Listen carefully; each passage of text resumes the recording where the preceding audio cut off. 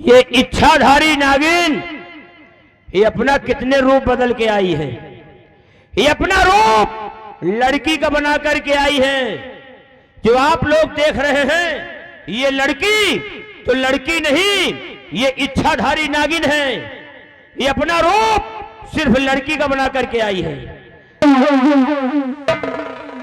अब देखो इसका असली रूप अगर आप लोग देखना चाहते हैं, ये लड़की चंद मिनटों में अभी नागिन का रूप बनाएगी।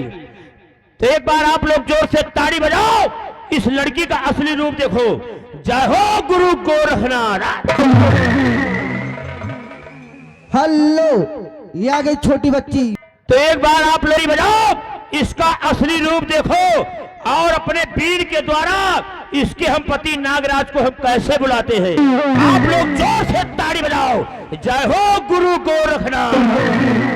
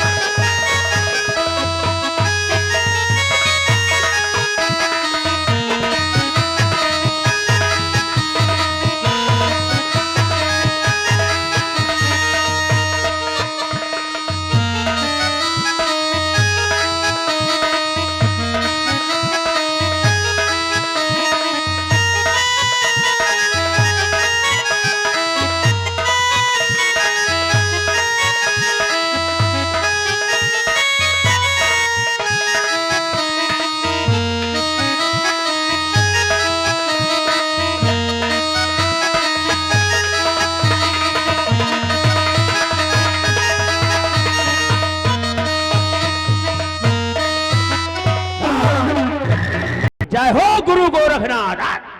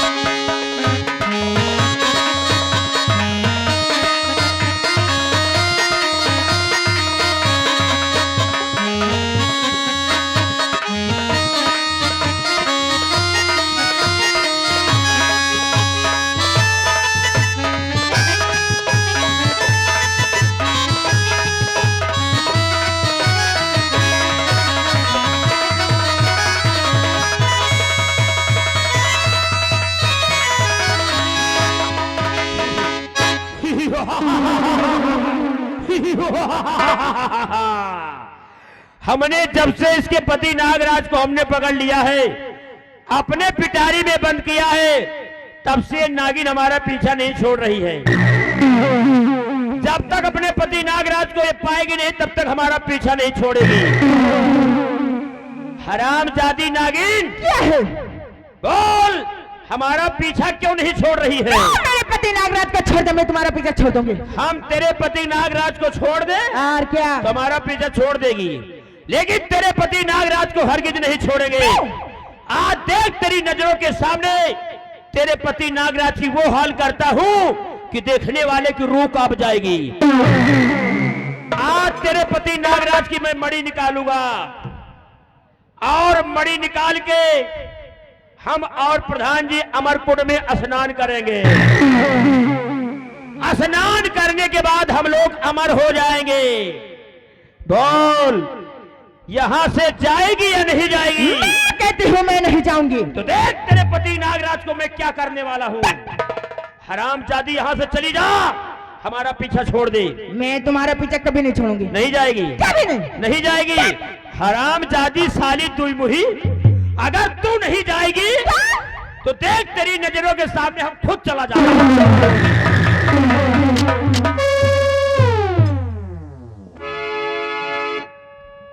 चाल तेरी अंडे बच्ची कसम।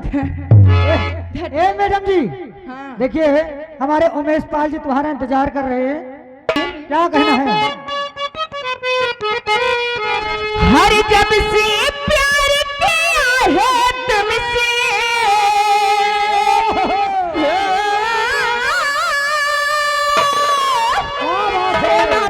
कहिए। समझ ले, बहुत धोखा मिला हो। हाँ हाँ, मगर कहना क्या है? हर जब से प्यार किया है तुमसे, तो जान के हमरे लाले पड़ गए, गोर से हम काले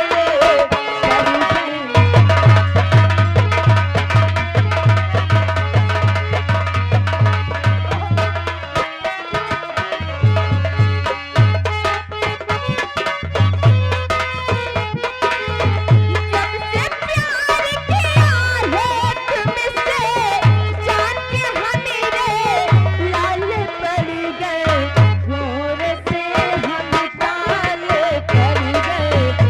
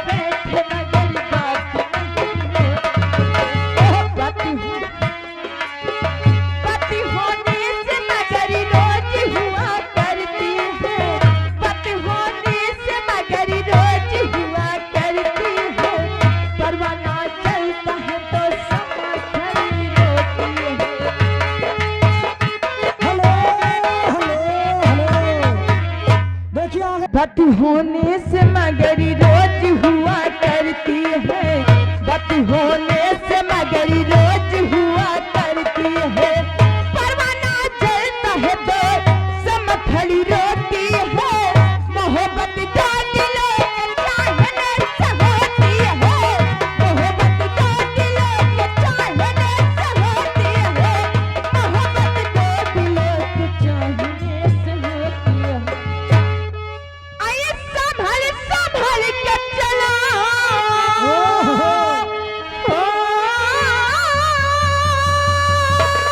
क्या बात है। आइए संभल संभल के चलो, पाँव में हमरे छाले पड़ गए, गोर से हम काले पड़ गए, गोर हेलो हेलो हेलो।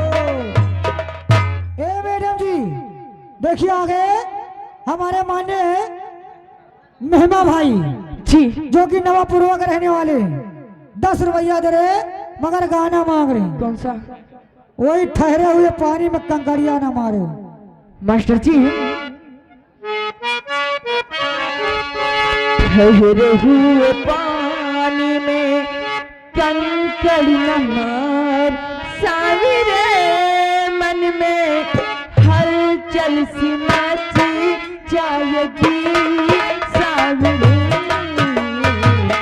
ठहरे हुए पानी में कंकड़ न मार, सावरे मन में हलचल सी मची जाएगी,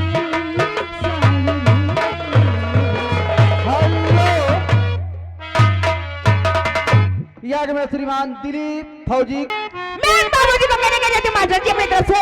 ए मैडम जी, देखिए आगे हमारे मान्य नीरज भाई, नीरज भाई तुम्हारे लिए 10 रुपया दिए। जी धीरू यादव जी, अच्छा धीरू यादव जी क्या कह रहे हैं तो सुनता है तो धीरू यादव कह रहे हैं ना, पीरू यादव, पीरू यादव है भाई, सॉरी गलत हो गया। पीरू यादव जी आ गए, जी तुम्हारे लिए 10 रुपया दिए, मगर उनका कहना है क्या? कोई एक आरती सुना दीजिए हो जाएगी माता जी के लिए। मास्टर जी। क्या कहना है? हर हाथ में त्रिशूल घरवा, हाथ में त्रिशूल घरवा, सोनवा के हार रूपवा मनवा